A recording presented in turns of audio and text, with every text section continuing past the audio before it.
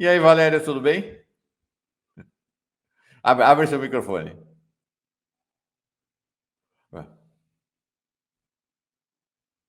Espera aí. Pronto. Muito bem. Bom dia, Mauro. Bom dia. Bom dia a todos aqueles que nos acompanham. Está um pouco escuro aqui, né?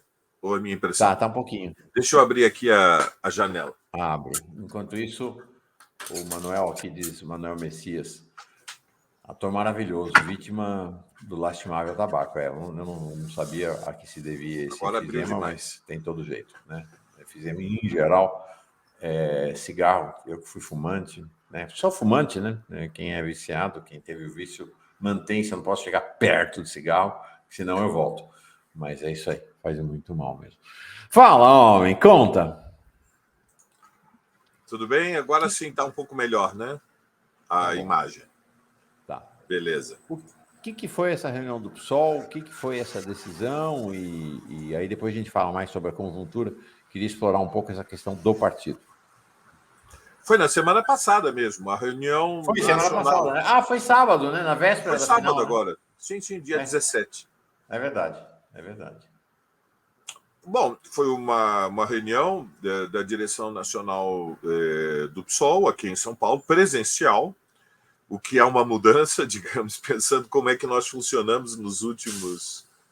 Pois é. Né, já caminhamos para quase 3 anos, né? 2 anos, e lá vai.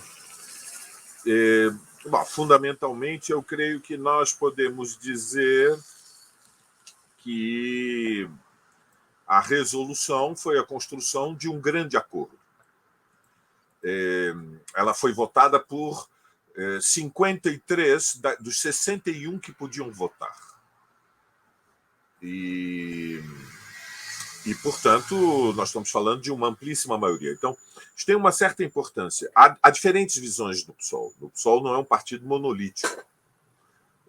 Isso tem muita importância. Na esquerda existiram, no passado, partidos que cultivavam como uma virtude o monolitismo. O monolitismo é a premissa de que um partido, um programa, uma estratégia, uma tática, e ninguém discute. Portanto, que a direção é infalível. Não é o caso do PSOL. No PSOL não há infalibilidades, como no Vaticano. Né? No Vaticano, ainda, mesmo no Vaticano... Isso que eu ia falar. Como católico, calma lá, que não é assim. Esse tema é polêmico. Mesmo isso. Mesmo no Vaticano. Mesmo no Vaticano. Bom, mas na história atribuía-se ao Papa a premissa da infalibilidade pela inspiração do Espírito Santo. Nós não temos ninguém que tenha esse grau de inspiração. Então, era muito importante construir uma resolução que expressasse uma maioria, ou seja, quando há uma mudança da situação política, partidos saudáveis são impactados pelas transformações e surgem debates sobre o significado. No Brasil, houve uma enorme mudança de conjuntura, que nós ainda estamos calibrando bem, que foi a vitória do Lula sobre o Bolsonaro. Uma vitória que muda a conjuntura política. Qual é o significado dessa vitória? Bom, diferentes interpretações. Você pode subestimar ou sobreestimar. Portanto, quando falamos de calibragem, significa medir. E medir em níveis diferentes de análise, porque tem a superestrutura política, é um tipo de correlação de forças, você tem as instituições, a luta de partidos, o Congresso Nacional, e você tem a estrutura da sociedade, onde estão as classes sociais, estão as pessoas comuns, estão as pessoas reais, as dezenas e dezenas de milhões de pessoas que constituem o povo brasileiro. Então, toda a sabedoria política era de construir uma resolução que fosse... que tivesse hegemonia. Então, o conceito de hegemonia também tem muita importância. Hegemonia significa uma maioria qualificada que dá estabilidade política à intervenção. E para resolver este tipo de situação, de disputa de ideias, de debates, historicamente surgiram 2 soluções democráticas. dois métodos de resolver diferenças de opinião. Um deles é a votação. Você vai à votação e a minoria aceita a decisão da maioria, depois faz um balanço, se avalia quem tinha razão, se corrige o que tem que corrigir, a vida que segue. Essa é uma solução totalmente legítima, ela é muito eficiente, a votação. A outra possibilidade é a construção de um consenso, que significa reconhecer que há muitas minorias suficientemente expressivas e, portanto, se admite que as grandes minorias, que são mais ou menos equivalentes, têm direito de veto. Isso procura construir uma resolução que seja um acordo. A construção dos acordos políticos é uma arte. Tem muita importância a construção de acordos. E quando se fazem acordos, há concessões mútuas. Isso não diminui ninguém procurar um acordo. Procurar um acordo em cada momento, tentar identificar se aquilo que nos une é mais importante do que aquilo que nos separa, daquilo do qual divergimos. Portanto, é ter o sentido das proporções de quais são as diferenças. Isto posto, eu estava engajado, como você sabe, na construção de um acordo. Digamos, uma das minhas tarefas na vida tem sido tentar ser um facilitador. Eu gosto muito da expressão do facilitador. Eu acho que ela não diminui, ela ao contrário, ela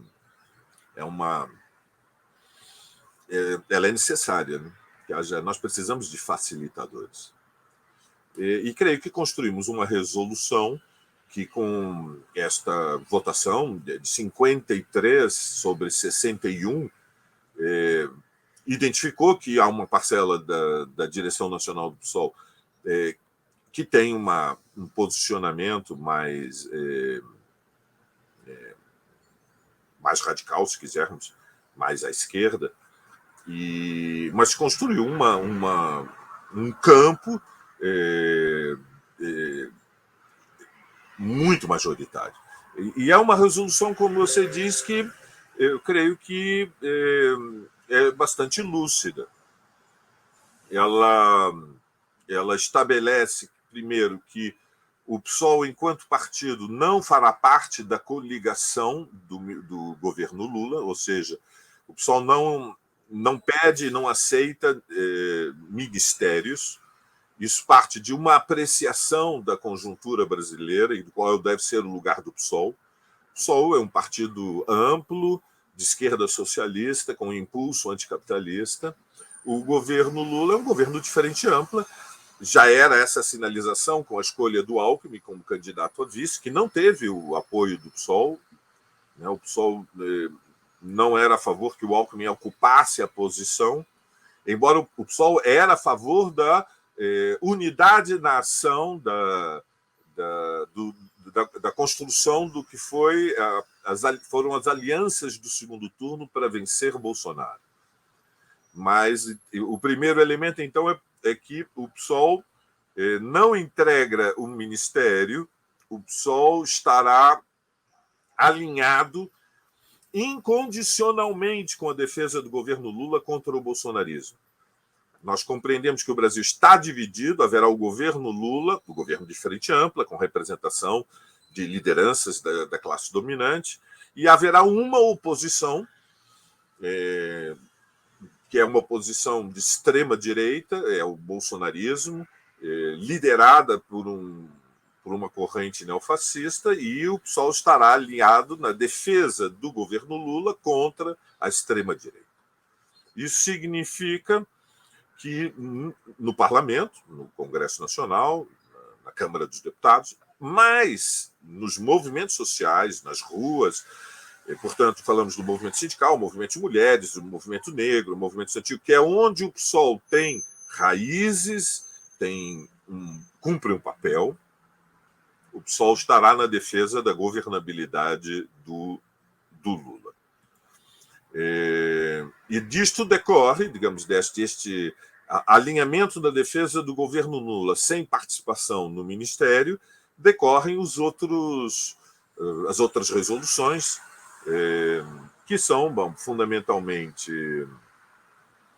priorizar o trabalho de base, reforçar que a questão-chave no Brasil é mudar a relação social de forças, que as lutas principais não são aquelas que ficaram para trás, são aquelas que estão colocadas à nossa frente, que não pode haver conciliação com a extrema-direita, portanto, é preciso desbolsonarizar o Estado, desbolsonarizar as polícias, desbolsonarizar a FUNAI, desbolsonarizar o IBAMA, desbolsonarizar as Forças Armadas, Mauro, as Forças Armadas, e, portanto, todos os ensaios que têm sido feitos, em particular pelo Lira, no sentido de algum tipo de anistia para uma transição com o Bolsonaro. Surgiram vários tipos de propostas que nos parecem absurdas, como a nomeação do Bolsonaro como senador vitalício para ter imunidade de cargo, outras ainda mais estapafúrdias nessa direção. O PSOL se compromete a uma luta contra. A chave é que a vitória de outubro seja aprofundada e que, portanto, se criem as condições que ainda não existem, repito, a inversão da relação social de forças para que as reformas estruturantes possam abrir caminho. Essas condições ainda não existem, nós vimos isso dramaticamente nas últimas 3 semanas, em diferentes níveis, a começar pelo papel do Lira na apresentação do Orçamento Secreto 2.0, que foi a operação de lipoaspiração que foi feita na votação da sexta-feira passada, que sucumbiu diante da decisão do Supremo Tribunal Federal, que estabeleceu a inconstitucionalidade do orçamento secreto, mas passou pela presença dos fascistoides da frente dos quartéis e se expressou também em toda a chantagem contra a aprovação da PEC da transição, que foi o centro da política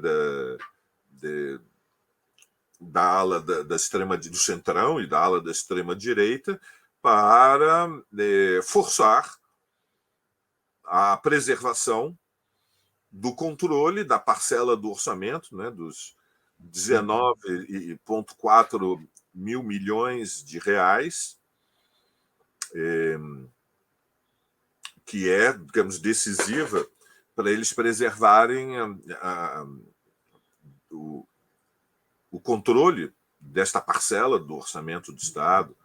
Enfim, eu creio que foi uma resolução lúcida, equilibrada, que alinha, posiciona bem o PSOL na conjuntura diante dos desafios que nós teremos e que são imensos, são gigantescos, vai ter que haver muita luta. A primeira agora, e o PSOL está muito engajado, é a preparação da posse para o 1º de janeiro. Organizar essas delegações não está sendo nada simples, né? Um trabalho de base que envolve alugar os ônibus,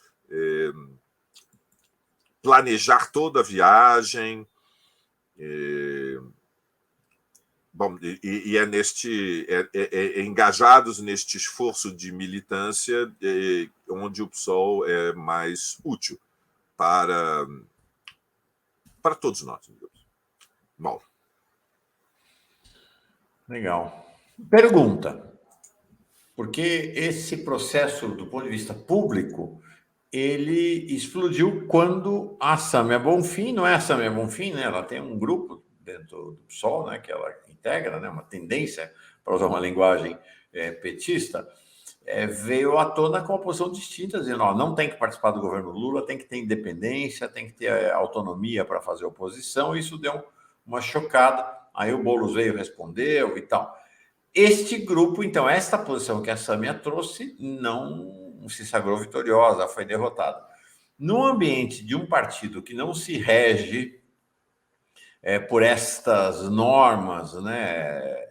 A gente assistiu no PC, no velho partidão, né, no PCdoB, nesses partidos leninistas e stalinistas, vamos dizer assim, né, que são partidos de centralidade, centralismo absoluto. E o PT já é outra geração, o PSOL também, né? Você vai nesses partidos stalinistas, não tem tendência interna. Claro que tem, né? Mas elas são clandestinas, porque elas são formalmente proibidas. Claro que sempre vai ter tendência em todo lugar, mas fica clandestino, né? No PT e depois no PSOL, esses agrupamentos vieram à luz do dia, o que é ótimo, é saudável, não é? E aí vão se relacionando. Como é que fica a posição deste agrupamento da Samia Bonfim com base nessa decisão? Não, o debate público ele foi precipitado. Como você sabe, é preciso uma certa maturidade para saber que debates são feitos publicamente e se eles são feitos antes das reuniões ou somente depois das decisões. Portanto, esta relação entre o debate, nenhum debate num partido de esquerda saudável é um debate secreto, mas há uma diferença entre debates reservados e debates públicos. Porque o debate público, quase sempre, ele tem que ser simplificado. A Sâmia defendia uma posição que era de independência. Havia muitos ecos no PSOL de uma posição que é mais clara no PSTU e em partidos que apresentaram candidatos próprios contra o Bolsonaro, mas fundamentalmente contra o Lula no primeiro turno também, que são o PSTU, o PCB e a UP, a Unidade Popular. Tinha ecos da ideia da oposição. Não era a posição da Sâmia. A posição da Sâmia era a defesa de independência. O grupo da Sâmia, que é conhecido como MES, o Movimento de Esquerda Socialista, esteve na elaboração do acordo e votou a favor do acordo. A resolução majoritária foi elaborada pelo PSOL Popular, que agrupa a corrente do Boulos e a corrente do Ivan Valente, do Juliano Medeiros, com o PSOL Semente, que é a corrente da resistência, que é, digamos, a tendência interna que eu apoio, com outras como a Insurgência, o Subverta, e deputados como a Talíria, como o Tarcísio, do Rio de Janeiro, a bancada feminista em São Paulo, o Mateu Gomes, no Rio Grande do Sul, o Renato Roseno, no Ceará. E a partir de uma resolução que nós fomos trabalhando durante 10 dias, em muitas reuniões, se chegou a um texto que eu enviei para você e que depois foi assinado também pelo MES. O MES chegou também a acordo de construir a resolução do consenso. É claro que na construção do consenso há concessões mútuas. Havia um debate no PSOL com os camaradas do PSOL Popular que eram a favor de indicar ministros. Vamos ser honestos, havia diferenças. Houve recuos de todos. Veja, não diminui ninguém, nenhuma corrente, nenhuma liderança, assumir com responsabilidade quais são as suas opiniões e depois recuar em negociações digamos, dos elementos de atrito para construir a resolução comum. É muito importante que os partidos tenham debates, mas não percam a sua capacidade de intervir na conjuntura. E, portanto, não diminui ninguém, estão de parabéns. Do meu ponto de vista, Mauro, eu creio que, não quero soar muito pomposo, mas acho que a história vai referendar, aqueles que tiveram a lucidez, o equilíbrio, a responsabilidade de recuar de algumas das suas posições táticas para construir a resolução comum, não se diminuíram, ao contrário, engrandecem. Se não fosse assim, não existiria mais a esquerda com a representação que ela tem no Brasil, e olhemos para a experiência mundial. A esquerda mundial está muito fragmentada, muito dividida, muito machucada, porque houve mudanças gigantescas nos últimos 30 anos. Não ocorreu a restauração capitalista na União Soviética. Não há nenhum país do mundo em transição ao socialismo, Mauro. Não há mais. Portanto, a esquerda sofreu derrotas históricas, tem que se reposicionar numa nova conjuntura que, em grande medida, Mauro, é mais adversa do que aquela que existia antes de 1917, mais adversa do que aquela que existia antes da Revolução Russa. O capitalismo ganhou tempo histórico, Mauro, é uma tragédia. A humanidade caminha numa direção muito perigosa, ou seja, nós não sabemos realmente qual vai ser o desenlace da atual crise econômica. A economia capitalista caminha para contração, desaceleração, redução nos próximos anos. É a linha dos bancos centrais, é a linha que tem hegemonia nos grandes núcleos da riqueza e do poder mundial, ou seja, eles levantaram uma palavra de ordem. Acabou o tempo, acabou a etapa do dinheiro barato, que veio depois da crise de 2008 com a falência do Lehman Brothers, que foi o que prevaleceu durante 15 anos, o dinheiro barato. Eles estão dizendo, acabou o tempo do dinheiro barato, vai ser necessário desacelerar. Há endividamento excessivo dos estados e das empresas, começou as pressões inflacionárias. Então, para corrigir as pressões inflacionárias e diminuir o endividamento das empresas e do Estado, é preciso que o custo do dinheiro fique mais elevado, e subiram as taxas básicas do financiamento da dívida pública nos Estados Unidos, em todos os países da Europa. Depois caminhamos para a crise ambiental. Depois temos guerra na Ucrânia, que não sabemos qual vai ser o desenlace. Não fosse tudo isso bastante, é evidente que a pandemia do Covid-19 é uma sinalização do perigo de novas epidemias. Não digo eu, é dito por toda a comunidade científica, a Organização Mundial da Saúde. Então, é nesse contexto que a esquerda tem que, digamos, estudar e tirar as lições de qual é a relação política e social de forças no mundo e se reposicionar. Uma esquerda muito dividida, uma esquerda que é incapaz de buscar coesão e coerência interna, é uma esquerda condenada à marginalidade. E o PSOL, como você sabe, é o segundo partido mais influente da esquerda no Brasil, mas existe o PT, e o PT é um dos maiores partidos de esquerda do mundo. É simplesmente isso. Quer dizer, a liderança operária que construiu um partido independente de trabalhadores mais importante nos últimos 40 anos foi a experiência do PT do Brasil. Portanto, o PSOL não é um satélite do PT, é um partido que tem um projeto próprio, é um projeto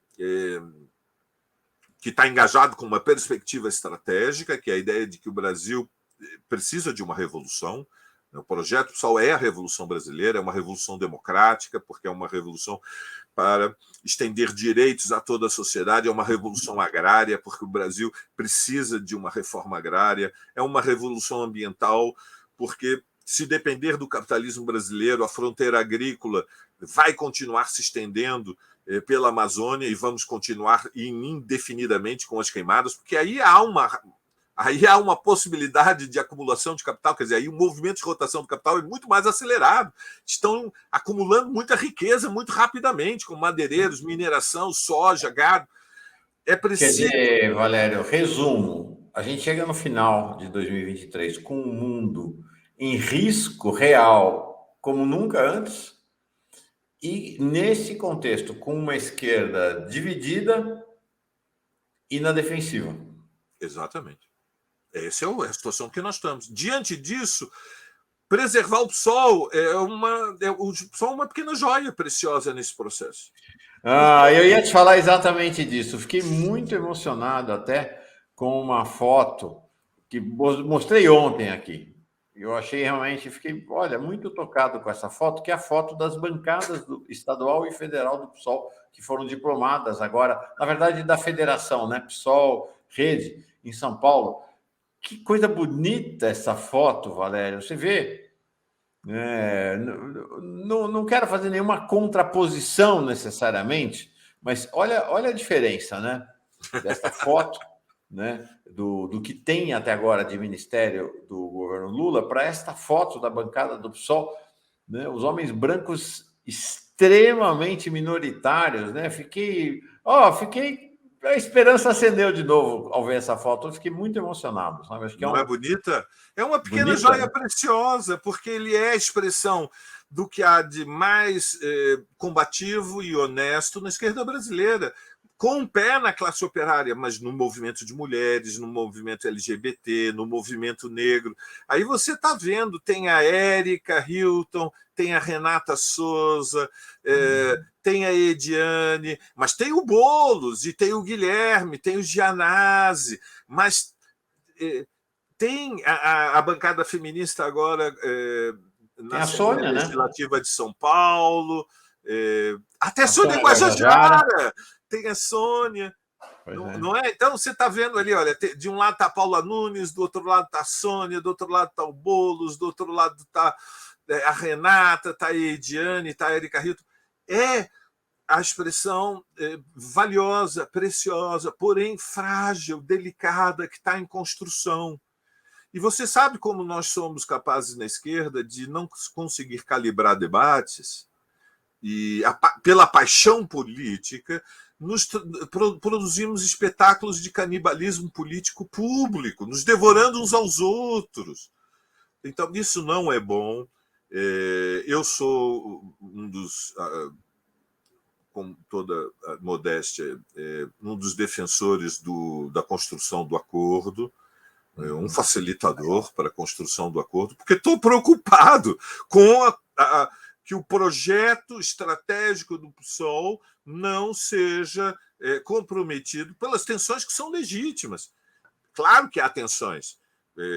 Temos, de um lado, um extremo que quer ser oposição de esquerda ao governo Lula, imaginando que se pode ser oposição de esquerda ao governo Lula numa conjuntura em que o bolsonarismo dirige, tem influência sobre dezenas de milhões de pessoas, um país fracionado, um processo eleitoral que se resolveu por uma ínfima, estreita maioria de 2% dos votos, e o bolsonarismo continua com enorme audiência na massa da burguesia, na massa dos pequenos proprietários, na massa das camadas médias, que são ainda amarguradas pelos seus preconceitos machistas, racistas, as suas fobias, como a homofobia, portanto, tem ecos, também tem audiência em setores populares, onde a ideia do empreendedorismo, digamos, da ascensão social pelo esforço pessoal, encontrou alguma audiência, encontrou algum apoio. Então, neste Legal. país fracionado, evidentemente, não pode haver equidistância entre a esquerda revolucionária de um lado e o governo, porque há uma oposição de extrema-direita liderada por uma corrente neofascista. E compreender esta complexidade da relação social de forças produz pluralidade, e no PSOL nós temos, portanto, posições que ecoam a ideia da oposição de esquerda de um lado e posições do outro lado que estão muito atraídas digamos, pelo movimento tático do atalho, que seria entrar, né, de corpo e alma dentro do governo, indicando ministros. E aí encontramos uma solução muito mais equilibrada, que é que lideranças do PSOL que eventualmente venham ser convidadas ou filiados entrarão em seu nome, se licenciarão do PSOL, não representam o PSOL, não, portanto, fazem uma operação em voo solo, não haverá punições, ou seja, não estabeleceremos sanções políticas, ao contrário, respeitamos as suas decisões, como respeitamos aqueles no PSOL que se recusaram a apoiar Lula desde o primeiro turno, e usar. O Babá e a corrente do Babá não apoiou o Lula desde o primeiro turno. Permaneceu no PSOL, mas deu apoio à candidatura do PSTU, da Vera Lúcia. E, no entanto, não houve nenhuma punição.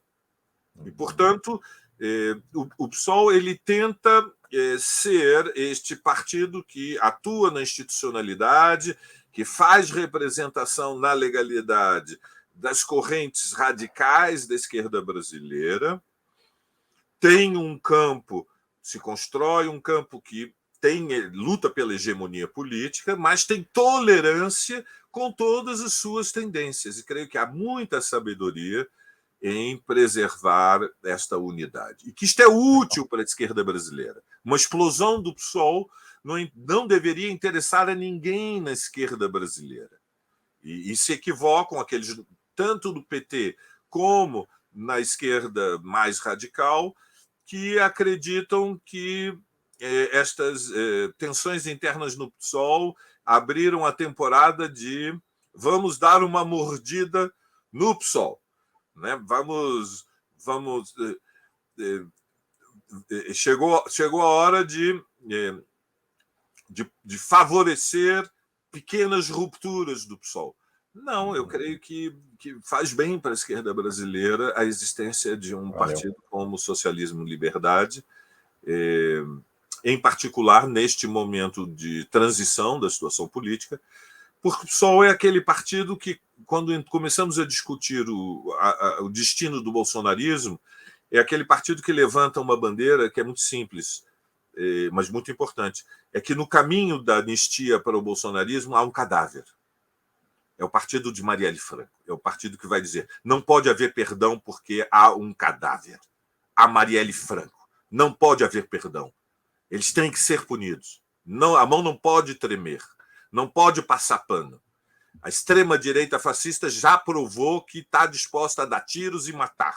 E nós não esquecemos, e nós não perdoamos, e não vão passar em vão. Então, isso tem uma certa importância para a autoridade moral e política. Mauro. Perfeito. Valério, obrigado. Bom Natal para você. Você que é um mestre cuca, cozinheiro, como eu, a gente adora cozinhar, Valério e eu. Vai ser o Natal, então, um tempo bom para ir para a cozinha. É verdade. Você tem posição nessa guerra da uva passa? Você tem uva passa no arroz e na farofa no Natal e na tua casa ou não? Tem uva passa. Eu gosto dos sabores agridoces, mas eu sou a favor da pluralidade. Eu também respeito, eu sou a favor da alegria de todos os sabores. O Natal é um momento. Estamos junto com a uva passa, mas é isso. Não é Meu isso? acordo Um momento aqui emocional bonito. em casa põe a uva passa de lado e mistura na hora, porque tem divergência, então tá ótimo. Claro. Bom Natal para você. Semana que vem estamos juntos de novo, Valério. Obrigado. Beleza, viu? Mauro. Aquele abraço. Bom dia para todos. Bom dia.